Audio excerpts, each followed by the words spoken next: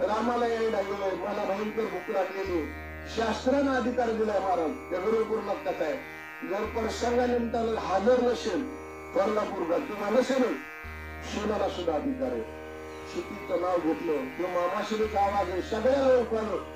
दुसरं तर आवाज आहे, वचिष्ठ महाराज म्हणाले. एवढंच नाही, भरतानं सांगितलं माझ्या पिताश्रीचा आवाज आहे. भाभी काय म्हणते काय का, बोला ना मामाजी, काय नम्र होत आहे साहेब. अगं राम इथं नाही, मला भूक लागलेली, माझ्या हातावर खाण्याकरता पुंडली. कोणी मागणी केली? राजा दशरथाने केली. ऐका, आणि मग स्वतः होऊन जर मागत असेल आणि मी त्यांची अर्धांगिनी, आई साहेबांना काय केलं, भरताना आणल्याच होत्या गोष्टी.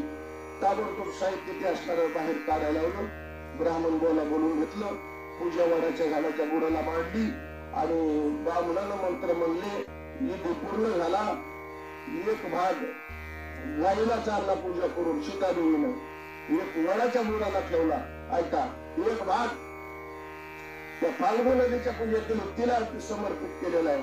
गाईला एक, वडाला एक, फाल्गुन नदीला एक. ब्राह्मणाचं दर्शन घेतलं, राहिला एक.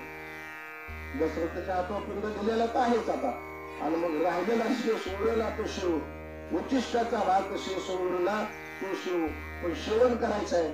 भरताना सांगितलं नाही, दादा आल्याशी कोणीच अन्नाला स्पर्श करायचा नाही. तेवढा तरी अधिकार माझ्या दादाच्या हातात ठेवा. आणि वाट बघत बसलो महाराज. 12:30 ते 1:45 मध्ये भगवान वल्कल्ली धारी, भगवान परमात्मानं त्या वल्कल्लीच्या कपड्यामध्ये ते मुंबईचे काही फळं आणलेली फळ म्हणतात. सांगितलं भरता ते भूदेव एखाद्या ब्राह्मणाला बोलून आण, जरा वेळ झाला तर काही हरकत नाही. 3 वाजता पुत्राचा काळ आहे, आता काही 1 वाजायला, आण ब्राह्मणाला बोलून, आता आपण पिंडदान करू. भरतानं सांगितलं दादा तुम्हाला वेळ लागला, स्वतः पिताश्रीचा हात वर आला आणि भाभीला पिंडदान हातावर दिली आणि हात पाण्यात गेला. भरतानं असं सांगितलं, काय भगवान आहे, कधीच कोणावर रागवलेले, लाल डोळे केले, एवढा डोळे केले. आता मी दृष्टी करून वाकडी तर पाळीला भगवानाच्या दुकाळ छाती टाकले का, आमचं शहारा बघितला किती भरत मागू शकतो. तेवढा राग दादाला कधी जायला नाही. आणि मग पुढे आले, सांगितलं शिके मेला नाही त्याचा पोरगा, जिवंत आहे, तुला 1 तास थांबायला काय नव्हतं का. थोडा साहेब कापायला वनवासात असे कधी मला कधी खतर बोलला नाही.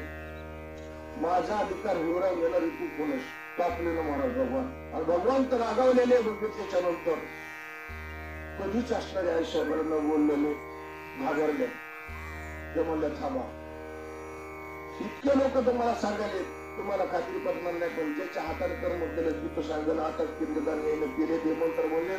त्या ब्राह्मणाला बोलून सुद्धा महाराज हो देवा तुमच्या हाताने मंत्र म्हणले आणि आताच आमचं कर्म करून दक्षिणा सुद्धा मी म्हणलो मालक म्हणला ठीक आहे पुढे गेला सांगा म्हणलं त्याला मंत्र त्यानं रामाच्या चेहऱ्यावर बोलून तुम्ही गेलो ना ते म्हणलं इकडे बघा किती वया इथं गेल्या तर कोणाचे सकाळपासून मंत्र म्हणला माहीत झाला म्हणजे त्याला माहीत असून काय झालं खोटं म्हणला.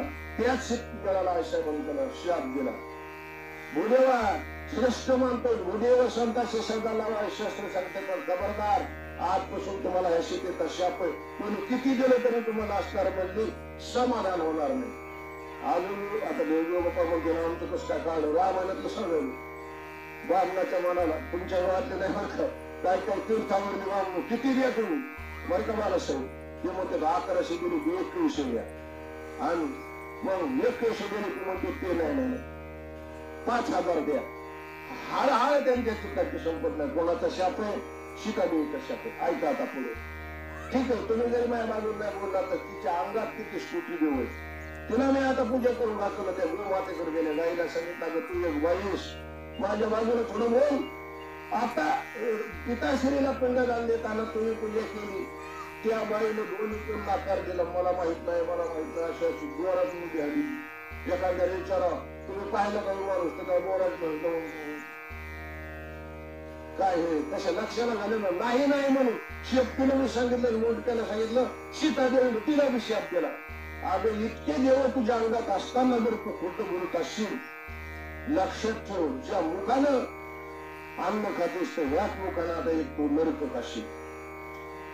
तेव्हापासून काय काय करायली नरक खाली शहाणे माणूस आता तो तोंडातून कोणी दर्शन घ्यायचं नाही पाठीमागून घेते शहाणे माणसं ज्याला शास्त्र माहित आहे सुद्धा महाराज ते काय करते गाईच्या मागून जाते हवेली एखादीला थांबली पण कुणी लागत मागून दर्शन केलं पुढून दर्शन केलं की फुटून जातं